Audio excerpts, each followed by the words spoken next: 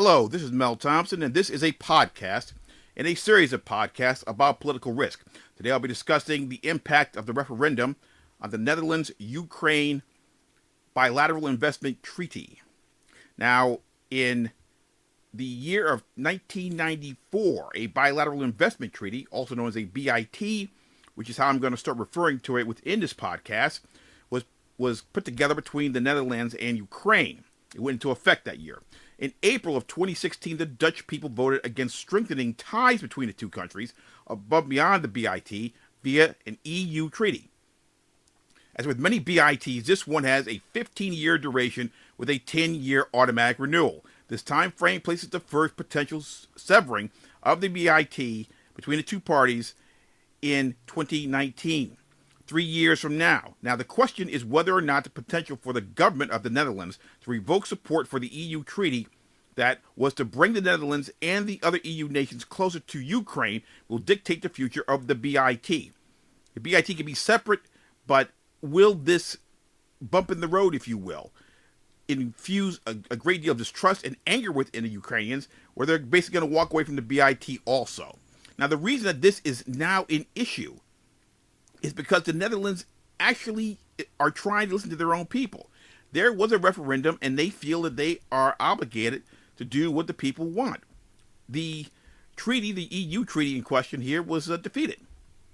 Now, if you look at the totality of the situation, you can clearly see that it would be an economic mistake for Ukraine to retaliate by opposing the renewal of the BIT, despite what's going on with the EU treaty. Now, it is not unreasonable that the Dutch would also receive an economic benefit by keeping the Ukrainians happy by doing something to keep the BIT going. But in retrospect, I think that's also going to cause future problems down the road. The important thing is to realize that when you have multiple treaties tied up together, and one treaty with multiple parties that have to agree is not something, it creates a problem where a separate bilateral treaty is impacted. When you have that occur, outside investors are also impacted in an adverse way. For example, if you would like to be an investor in a company in the Netherlands that somehow has a tie to Ukraine, and it somehow is relying upon certain important areas that are very, very prevalent within this BIT, you're going to have a problem potentially if the BIT is walked away from in 2019. It's not your problem, but yet it is your problem because you are an investor in something that is tied to the Netherlands that was getting great treatment because of the BIT with the Ukrainians, and now they're not getting along, and all of a sudden your investment loses its value. It's important to understand all of the factors before getting involved with some types of agreements. I'm going to try to rephrase this again.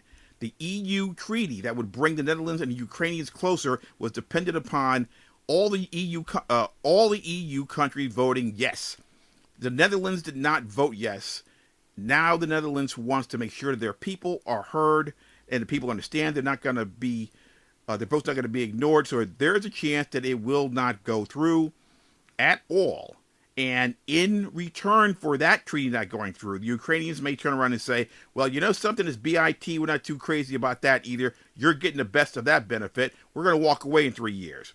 If you are invested in a company in the Netherlands that does a lot of business with the Ukrainians, and somehow your investment is dependent upon that, and they walk away from the BIT, it is going to possibly adversely impact you in 3 years. That's why you got to keep track of these things. Try to work through these agreements with additional clauses that separate it somehow from large-scale agreements such as EU agreements that very well may dictate the emotional tug and pull of negotiations in the future. It may not dictate the BIT per se, or your investment per se, but once people are angry about something, they really get angry enough to do things that don't make any sense in their own best interest, and they will drag you down with them. Make sure you have some degree of clauses in these contracts, these agreements, that separate your investment from large scale agreements where there are multiple countries involved, and there is also a secondary agreement, a bilateral agreement, that has more of an impact upon you than the bigger agreement. If that makes any sense at all, which I'm sure it does if you really think it through. It does make sense. It's a smaller agreement tied to a larger agreement because of emotion. Not because of something on paper, but because of emotion.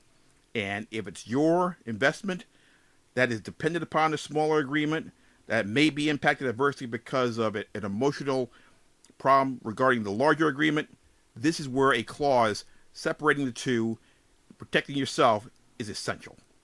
This has been Mel Thompson.